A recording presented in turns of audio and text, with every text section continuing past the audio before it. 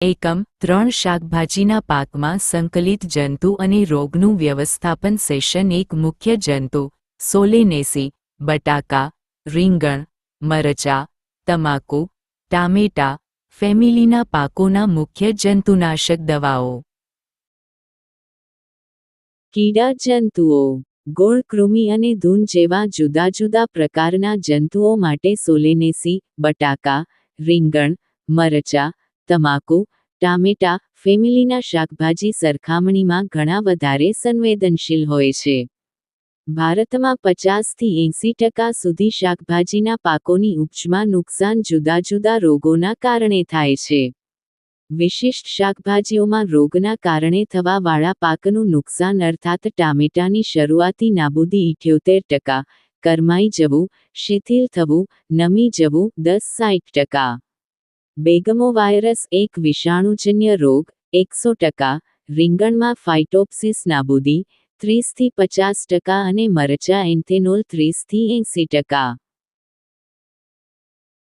રોગોના નિયંત્રણ માટે શાકભાજીમાં ફૂગનાશક દવાઓનો અને જંતુનાશક દવાઓનો ઉપયોગ ગહન ખેત પદ્ધતિઓ અને નવા વિસ્તારોમાં અને પાકની પરંપરાગત પદ્ધતિ ઉપરાંત ઋતુઓમાં ખેતીનો વિસ્તાર કરવાના કારણે વધી રહ્યો છે. જંતુનાશક સિન્થેટિક કૃત્રિમ સંયોજન છે અને પર્યાવરણ માટે જોખમકારક છે અને બિનલક્ષિત જંતુઓ પણ છે. જંતુનાશક દવાઓના આડેધડ ઉપયોગ અને અયોગ્ય પ્રયોગના કારણે લાભકારી, ફાયદાકારી જંતુનો નાશ થયો અને જંતુનાશક પ્રતિરોધક પ્રજાતિઓ અને તાણના ઉદ્ભવના કારણે ઇકોલોજીકલ અસંતુલન સર્જાયું હતું. શાકભાજીમાં જંતુનાશક અવશેષોની વધતી સમસ્યાઓ માટે જંતુનાશક દવાઓનો વધતો ઉપયોગ મુખ્ય કારણ છે.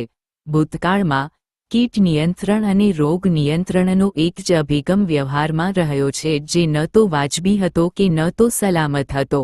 તેથી સંકલિત કીડા, જંતુ અથવા રોગ વ્યવસ્થાપન IPM અથવા IDM નો એક જ પદ્ધતિનો અભિગમ વધારે યોગ્ય છે. IPMમાં પ્રયોગની યોગ્યતા મુજબ બધા પ્રકારના નિયંત્રણના ઉપાય અર્થાત ભૌતિક, યાંત્રિક, જૈવિક અને રાસાયણિક સામેલ છે, જે આર્થિક નુકસાનના સ્તરની નીચે જંતુઓની વસ્તીને નિયંત્રિત કરે છે.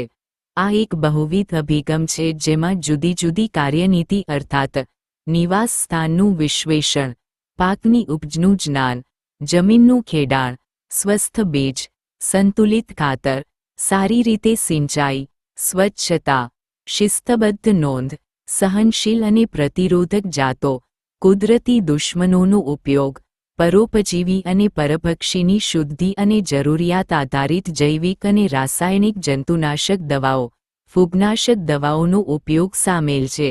આ એકમમાં વિદ્યાર્થીઓ સોલેનેસી બટાકા, રીંગણ, મરચાં, તમાકુ, ટામેટા ફેમિલીના પાકોના અગત્યના જંતુનાશક અને નુકસાનકારક રોગોના વિષયમાં જાણશે.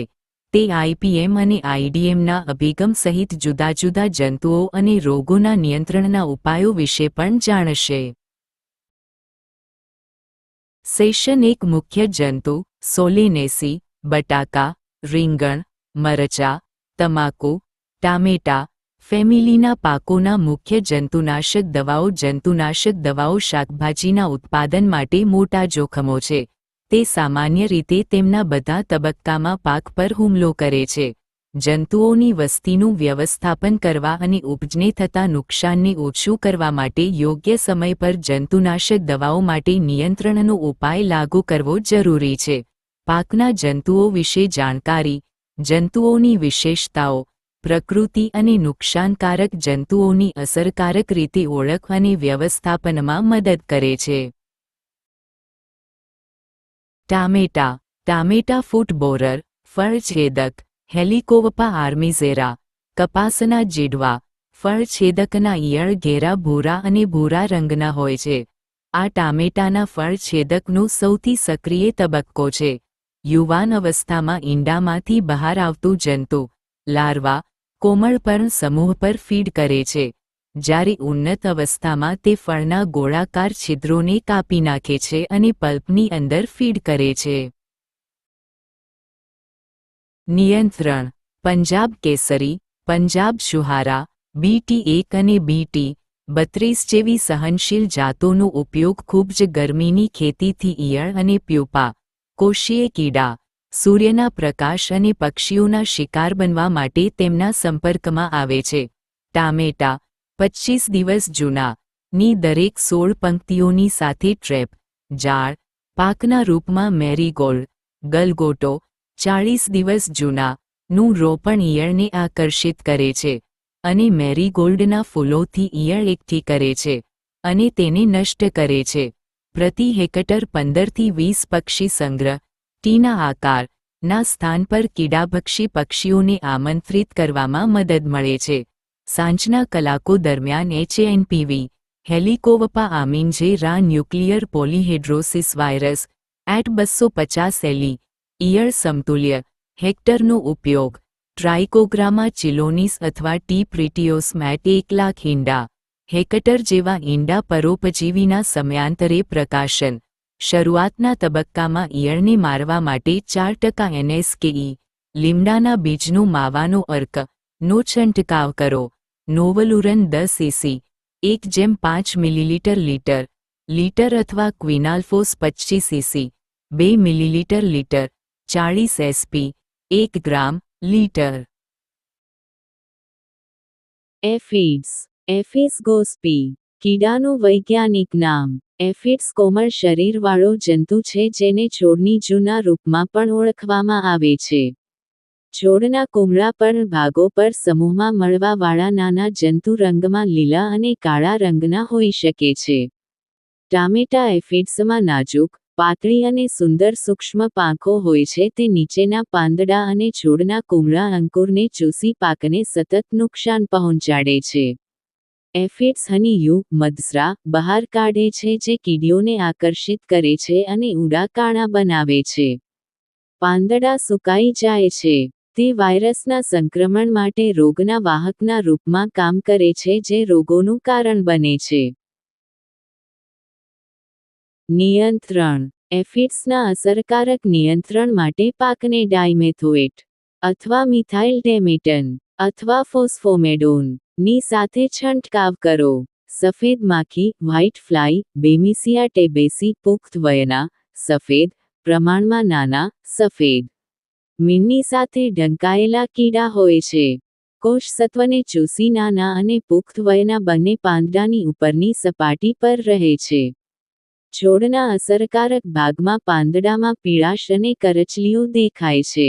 આ પાંદડા કર્લ વાયરલ રોગ, પાંદડા પીળા અને વાંકા વળવા નો પણ ફેલાવો કરે છે. નિયંત્રણ. નિંદણ યજમાનોને દૂર કરીને સફેદ માખી અને તેને સંબંધિત વાયરલ રોગોની ઘટનાઓને ઓછી કરવી જે સફેદ માખી પર ઉત્પન્ન થાય છે. ઇમિડાક્લોપ્રિડ 70 WS at 2/5 ગ્રામ પ્રતિ કિલોગ્રામ બીજની સાથે બીજોપચાર 25 થી 30 દિવસ માટે સુરક્ષા પૂરી પાડે છે. 25 થી 30 દિવસ માટે નાયલોન જાળી 200 મેશ આવરણનો ઉપયોગ કરી નર્સરીમાં જંતુઓના સંક્રમણથી બચવું. લીમડાના બીજનો માવાનો અર્ક NSK ના વૈકલ્પિક છંટકાવ માટે 4 EC અથવા લીમડાના સાબુ એટ 10 ગ્રામ લીટર અને ટ્રાયજોફોસ 40 EC 10, 20, 30 અને 45 દિવસ પછી રોપણ કરવા પર સફેદ માખીના નિયંત્રણ માટે અસરકારક જણાયા છે.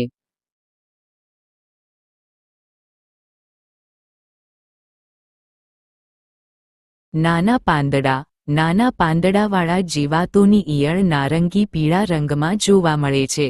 કૃમિ પાંદડામાં પ્રવેશ કરે છે અને પાંદડા પર કાણા અને વાંકીચૂકી સંરચના બનાવી પાંદડાના મધ્યગ્રસનીને ખાય છે. ગંભીર રીતે સંક્રમિત પાંદડાઓને કાઢી નાખો અને નિકાલ કરો. નિયંત્રણ. સ્ટીકરની સાથે NSK લીમડાના બીજના માવાનો અર્ક અસરકારક છે. આ જીવાતને કાર્ટેપ હાઇડ્રોક્લોરાઇડ 50% સાથે પાક પર છંટકાવ કરી નિયંત્રિત કરી શકાય છે. SP at 250 થી 300 ગ્રામ એકર. જુલાઈ-ઓગસ્ટના મહિનામાં કુદરતી દુશ્મન વિશેષ રૂપથી ઈયળ અને કોષસ્થ કીડા પેરાસાઇટોઇડ સક્રિય હોય છે. જુલાઈ-ઓગસ્ટ દરમિયાન કેટલાક કુદરતી દુશ્મન સક્રિય થાય છે તે ઈયળ અને કોષસ્થ કીડા પેરાસાઇટોઇડ હોય છે. આ પેરાસાઇટોઇડ્સનો ઉપયોગ નાના પાંદડાની જીવાતોને નિયંત્રિત કરવા માટે કરી શકાય છે. રીંગણનાના જંતુ, લીફહોપર, જેસિડ્સ, અમરસકા બિગુટુલ્લા, નાના અને પુખ્ત વયના લીલા રંગના હોય છે અને વિચલિત થવા પર ત્રાસી રીતે ચાલે છે. નાના અને પુખ્ત વયના પાંદડામાંથી રસ ચૂસે છે અને પાંદડા પીળા અને ઉપરની તરફ વળી જાય છે. ખરાબ પરિસ્થિતિમાં પાંદડા ભૂરા, સુકાઈ જાય છે અને નીચે પડી જાય છે. નિયંત્રણ. બીજોપચાર ઇમિડાક્લોપ્રિડ 3 ગ્રામ કિ.ગ્રા. સાથે કરવો જોઈએ જે વાવણીના 40 થી 50 દિવસ પછી પણ સુરક્ષા પૂરી પાડે છે.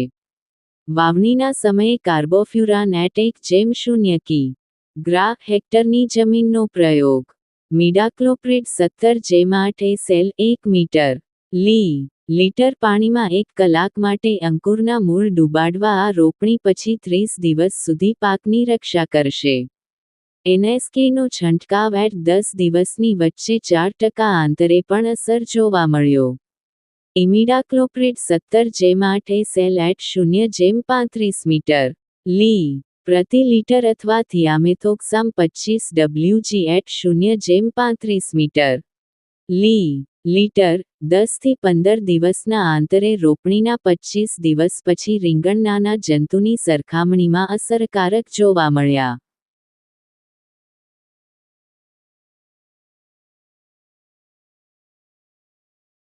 અંકુર અને ફળ છેદક, લ્યુકોઇનોડેસ ઓર્બોનેલિસ.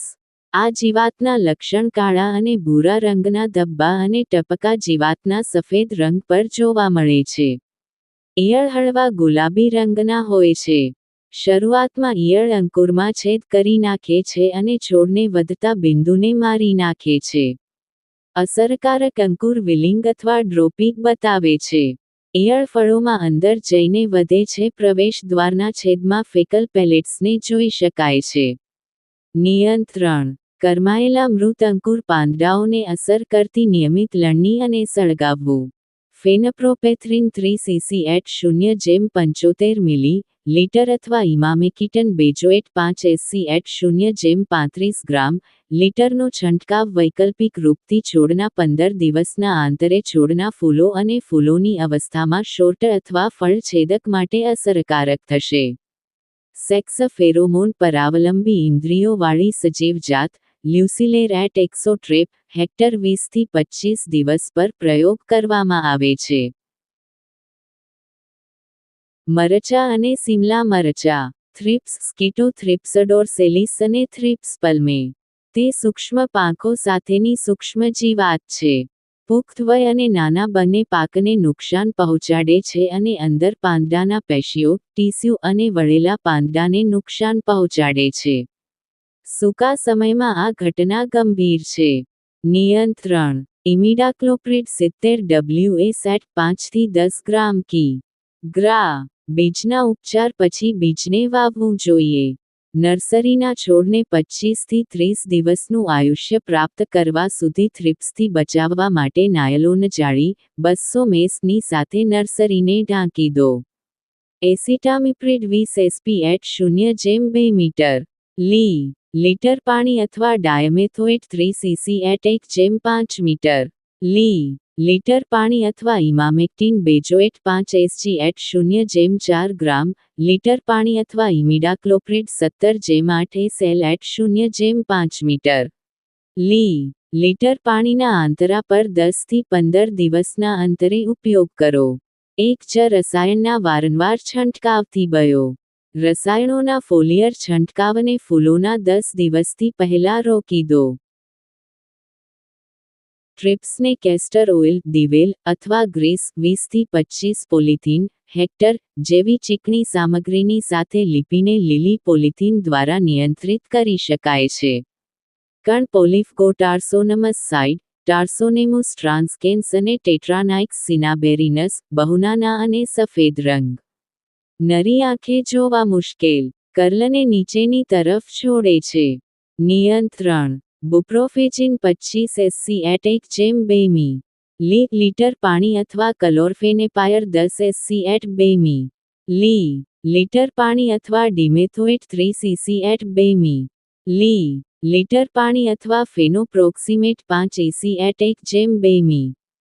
લી. લીટર પાણીનો 10 થી 15 દિવસના અંતરે છંટકાવ કરી હવા પ્રદૂષણને નિયંત્રિત કરવા માટે અસરકારક જોવા મળ્યા છે.